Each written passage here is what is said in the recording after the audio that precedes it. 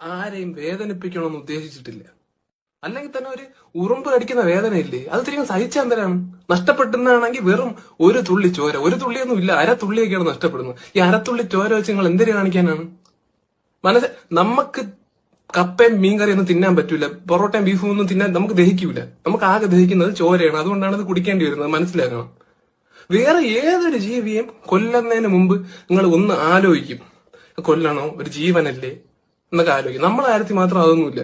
ഒപ്പന കളിക്കും പോലെ അല്ലേ കുടുംബക്കാരെല്ലാരും കൂടെ സന്ധ്യയാകുമ്പോൾ മുറ്റത്തിറങ്ങി നിന്നിട്ട് അടിച്ചടിച്ച് കൊല്ലുന്നത് നമ്മളെ പിള്ളേരെ.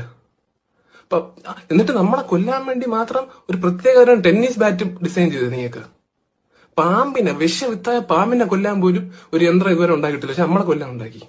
പിന്നെ പാമ്പ് വീട്ടിൽ കയറിയാലും അതിഥി എന്നും പറഞ്ഞ് അതിനെ ഒന്നും മനസ്സ് വിഷമിപ്പിക്കാതെ എവിടെയും കൊണ്ട് തുറന്നുവിടും. നമ്മളെ കാര്യത്തിൽ എന്തുകൊണ്ട് അങ്ങനെ ചെയ്തുകൂടാ?